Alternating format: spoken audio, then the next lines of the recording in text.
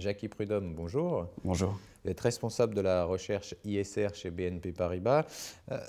Première question sur les indicateurs de reporting extra-financier que vous avez mis en place pour vos clients. Pourquoi justement avoir conçu ces indicateurs pour vos clients? Il y avait plusieurs raisons en fait. La première, vous l'avez compris, beaucoup de définitions de l'ISR, je dirais même qui apportent beaucoup de confusion. Et il était, je pense, nécessaire qu'une société de gestion comme BNP puisse apporter un message clair aux clients. Donc on n'est pas dans le bien ou dans le moins bien dans l'identification des entreprises. L'idée, c'était d'essayer justement de faire la part des choses et de montrer que l'ISR était non seulement un style de gestion performant, mais qu'il y avait aussi une valeur ajoutée supplémentaire sur l'environnement, sur le social et sur la gouvernance. Pour essayer justement de faire avancer ce débat, on a essayé justement de réfléchir à des indicateurs qui seraient plus physiques, plus concrets, en fait, plus palpables, pour donner une dimension vraiment plus concrète à l'investisseur qui veut faire de l'ISR. Donc ça s'est résumé dans des indicateurs relativement simples, se dire sur l'environnement, la lettre E de ESG, pourquoi pas essayer de quantifier un petit peu les émissions de carbone, de CO2, des entreprises carbo-intensives de notre portefeuille. C'était un double signal. On voulait montrer que l'ISR pouvait à la fois investir dans tous les secteurs, donc ce qu'on appelle les approches best in class, pouvoir justement investir dans les entreprises qui sont aussi des industries lourdes, mais essayer de déterminer celles qui sont les plus performantes, celles qui font les meilleurs investissements, qui ont les meilleurs process, donc qui émettent moins de CO2 que leurs concurrents du secteur. Sur le plan social, on voulait donner aussi une dimension concrète. Le plus simple, c'était pour nous essayer de quantifier les créations d'emplois, ou à l'inverse, les destructions d'emplois. Et donc, ce qui s'avère en fait la réalité d'un portefeuille ISR, c'est que lorsque vous faites bien votre travail, vous investissez dans des entreprises, soit qui créent plus d'emplois que le marché en phase haussière, soit qui essaient de préserver au mieux l'emploi, donc qui ont tendance à moins détruire d'emplois que leurs concurrents du secteur en phase baissière. Et enfin, sur la gouvernance, on voulait donner une notion un peu plus forte en fait du signal de gouvernance. Et on s'est dit justement que des indicateurs sur l'indépendance des conseils d'administration, donc essayer de mettre en avant le rôle de l'administrateur en tant que représentant des actionnaires, était quelque chose d'important. Donc nous publions aussi un indicateur d'indépendance des conseils d'administration. Alors justement, est-ce que vous disposez de données suffisantes en provenance des entreprises qui sont dans les portefeuilles? Comment ça évolue? Il y a beaucoup de progrès en fait de la part des entreprises. Elles ont tout un tas d'engagements en fait volontaires. Elles ont aussi des contraintes réglementaires maintenant à publier des informations. Donc je dirais que maintenant aller à la pêche aux informations, c'est presque passé. On est maintenant plutôt dans des phases actives avec les entreprises, phase de dialogue. Les communications sont peut-être standardisées. On le voit, les rapports annuels, développement durable ont malheureusement un petit côté, je dirais, un peu généraliste. Mais la proximité d'une société de gestion avec l'encadrement nous permet finalement de collecter l'essentiel des informations dont nous avons besoin. Alors justement, quel bénéfice pouvez-vous mesurer de l'utilisation de ce type d'indicateur? Il y en a plusieurs. Moi, je dirais déjà en interne, ça permet de convaincre davantage, je dirais, de l'intérêt de l'ISR. Donc ça permet justement de manière très simple de décloisonner enfin le débat. On n'est pas dans l'éthique, on n'est pas dans la morale, on est dans de la performance.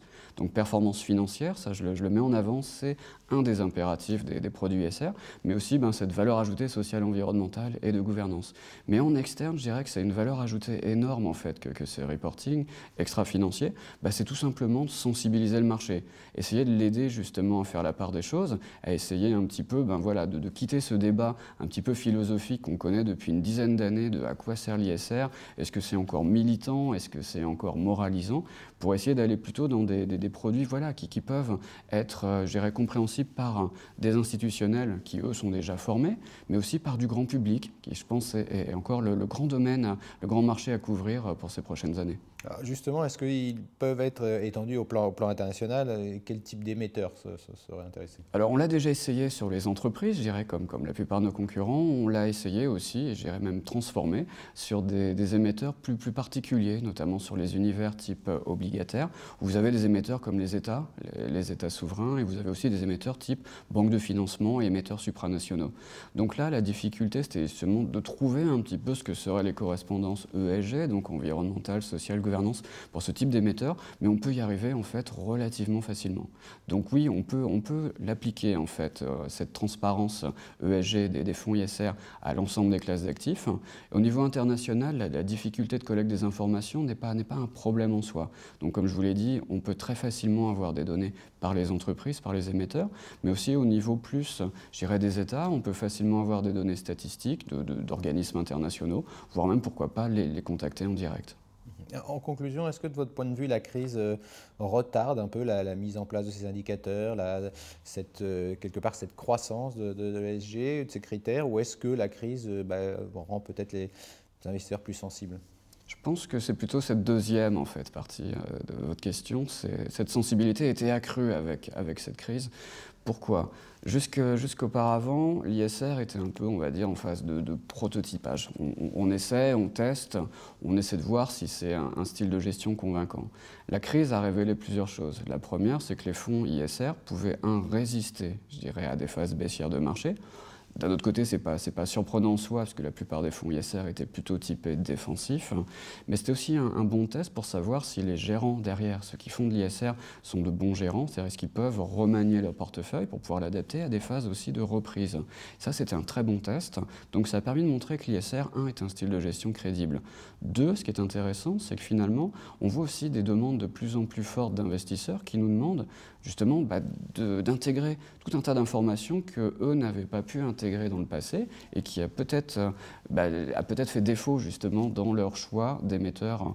Et c'est ça en fait qui est intéressant, c'est que l'ISR finalement ne fait que rajouter des éléments supplémentaires. On parle beaucoup d'approche risque opérationnel, réputationnel, risque financier, mais finalement lorsque vous faites votre analyse, que vous aiguillez après votre choix des émetteurs et que vous êtes en plus transparent avec votre client, justement lui expliquer pourquoi, le bien fondé, la pérennité justement des entreprises sélectionnées en portefeuille sur le moyen long terme, vous voyez en fait vous avez énormément de sujets d'accroche, des sujets qui sont de plus en plus demandés par le marché. Merci Jackie Prudhomme d'avoir été avec nous. On rappelle que vous êtes responsable de la recherche ISR chez BNP Paribas. Merci beaucoup.